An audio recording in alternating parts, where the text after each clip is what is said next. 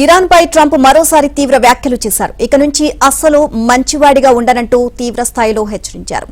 Trump assault rifle ను పట్టుకున్న ఫోటోను తన సోషల్ మీడియా ప్లాట్ఫామ్ లో పోస్ట్ చేశారు. మరోవైపు ఎలాంటి పరిస్థితినైనా ఎదుర్కొనేందుకు సిద్ధంగా ఉన్నామని ఇరాన్ తేల్చి చెప్పింది.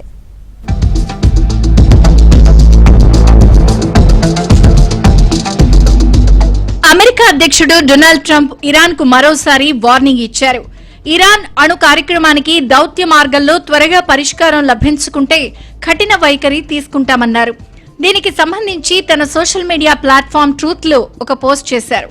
ట్రంప్ అసాల్ట్ రైఫిల్ ను పట్టుకున్న ఫోటోను షేర్ చేశారు. ఇక నుంచి అస్సలు మంచివాడిగా ఉండను అంటూ పోస్ట్ చేశారు. ఇరాన్ అమెరికా చర్చల ప్రక్రియలో వేగం లోపించడంపై ఆయన అసంతృప్తి వ్యక్తం చేశారు. ఇరాన్ కలిసికట్టుగా నిర్ణయాలను తీసుకోలేకపోతోంది అంటూ ఆగ్రహం వ్యక్తం చేశారు.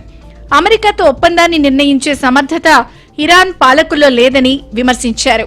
ఇరాన్ నిరాయుధీకరణ ఒప్పందంపై ఎలా సంతకం చేయాలో కూడా ఇరాన్ పాలకులకు తెలియదని ట్రంప్ సెటైర్లు వేశారు. ఇరాన్ను పాలిస్తున్న వాళ్లు త్వరగా బుద్ధి తెచ్చుకుంటే మంచిదన్నారు.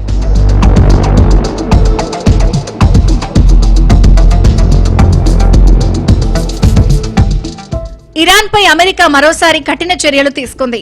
ఇరాన్ కు చెందిన 35 సంస్థలు, వ్యక్తులపై అమెరికా ట్రెజరీ డిపార్ట్మెంట్ కు చెందిన విదేశీ ఆస్తుల నియంత్రణ కార్యాలయం ఆంక్షలు విధించింది. ఇరాన్ రహస్యంగా నిర్వహిస్తున్న షాడో బ్యాంకింగ్ వ్యవస్థ ద్వారా భారీ మొత్తంలో డబ్బు అంతర్జాతీయ విపణిలో చలామణి అవుతోందని అమెరికా ఆరోపిస్తోంది. ఈ నిధులు ఇరాన్ సైన్యం, క్షిపణి కార్యక్రమాలు, ప్రాంతీయ ఉగ్రవాద అనుబంధ సంస్థలకు చేరుతున్నాయని అమెరికా ఆర్థిక మంత్రి స్కాట్ బిసెంట్ తెలిపారు. ఈ నెట్వర్క్ కు సహకరించే ఏ సంస్థ అయినా తీవ్ర పరిణామాలు ఎదుర్కోవాల్సి ఉంటుందన్నారు. ఈ నేపథ్యంలో ఇరాన్ సైన్యం కీలక వ్యాఖ్యలు చేసింది. అమెరికాతో యుద్ధం ఇంకా ముగియలేదని స్పష్టం చేసింది. కాల్పుల విరమణ ఒప్పందం అమల్లో ఉన్నా ఈ పరిస్థితిని యుద్ధంగానే చూస్తున్నామని ఐఆర్జీసీ ప్రతినిధి తెలిపారు. ప్రపంచ చమురు రవాణాకు కీలకమైన హార్ముజ్ జలసంధిపై ఇరాన్ పూర్తి నియంత్రణ కలిగి ఉందన్నారు. పశ్చిమ భాగాన్ని ఐఆర్జీసీ నిర్వహిస్తూ ఉండగా తూర్పు భాగాన్ని సాధారణ సైన్యం పర్యవేక్షిస్తోందని తెలిపారు. తమ ఓడరేవుల ముట్టడిని అమెరికా ఆపేస్తే హార్ముజ్ జలసంధిని తెరిచేందుకు సిద్దమేనని ఇరాన్ మరోసారి స్పష్టం చేసింది.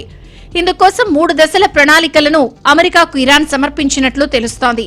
మధ్యవర్తులుగా వ్యవహరిస్తున్న పాకిస్తాన్ ద్వారా ఈ ప్రతిపాదనల్ని అమెరికాకు ఇరాన్ విదేశాంగ మంత్రి అబ్బాస్ అరాక్చి చేరవేశారని సమాచారం.